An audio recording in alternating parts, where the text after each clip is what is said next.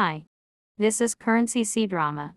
We will review Chinese drama The Princess and the Werewolf, Part 11.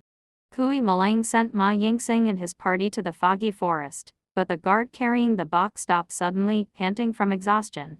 Kui Mu Lang knew why and asked why the clothes in this box were so heavy. Ma Yingxing was extremely embarrassed and hurriedly scolded the guards to divert attention. After a while the box suddenly made a sound, and then emitted a strange smell. Butterfly opened the box and walked out. Ma Yingxing was confused, and after realizing it, he drew out his knife and wanted to go back to rescue Qi Pai. But they were no match for Dai Dai and Lu Jun. They were controlled within a few moments of hard work. At this moment, a guard came to Huashao Wang Palace and said that Qi Pai was missing. Kui Mu Lang was very worried, and happened to hear a cry for help from deep in the woods. When Qi Pai woke up, she saw herself in the misty forest, and Chanaur looked at her with murderous eyes. Seeing Chanaur walking towards him slowly with a knife, Qi Pai was terrified, but he had no strength to resist, so he could only move back with all his strength. At the critical moment, Kui Mu Lang suddenly appeared and repelled Chanaur. Qi Pai was very surprised, not knowing why Kui Mu Lang knew he was here. But before he could answer, he suddenly fell to his knees. Chanaur had already stood up, raised her dagger, and rushed over.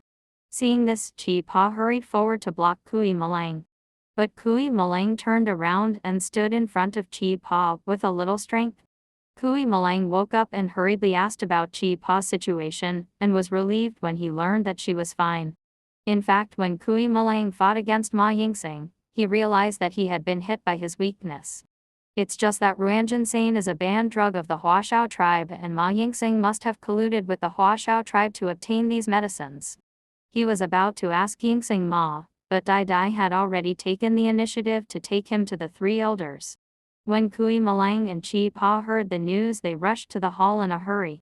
But the three elders insisted on dealing with Yingxing Ma according to the law, and even Kui Mu Lang's words didn't help.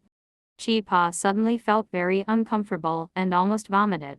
Seeing this, everyone couldn't help suspecting that Qi Pai had a descendant of the Huashao clan. Kui Mu Lang was about to explain, but Qi Pai hurriedly interrupted, saying that she was indeed pregnant. Kui Mu Lang was confused when he heard it, and after seeing Qi Pai's eyes asking for help, he admitted that he must not kill at this time. It was what the three elders expected, to let Kui Mu Lang continue to have heirs, and Ma Yingxing is Qi Pai's natal family, so the three elders naturally no longer have any difficulties. Qi Pai couldn't help but ask why the status of the three elders was higher than that of the Beast King. Kui Mu Lang patiently explained that the authority of the elders' house is above him, but they are usually in retreat and rarely show up. The two revisited today's events and decided to make 3 chapters for the time being. Qi Pai agreed to get married and continued to pretend to be pregnant, and Kui Mu Lang must help Qi Pai send Ma Yingxing and others back to Daxia, and allowed Qi Pai to leave in 3 months. On that day, Chanaur covered her face and Qi Pai was in a daze, so naturally she didn't remember the appearance of her kidnapper. So, she and Kui Mu Lang came to the prison and asked Ma Yingxing. But Yingxing Ma refused to tell the truth, but he seemed to care about Chanaur very much. Just at this time, news of Chanaur's disappearance came, and Qi Pai couldn't help guessing that the person who kidnapped him might be the assassin that night. Afterwards, Qi Pai found Ma Yingxing and told him that the Chanaur he met that day might have been disguised by someone.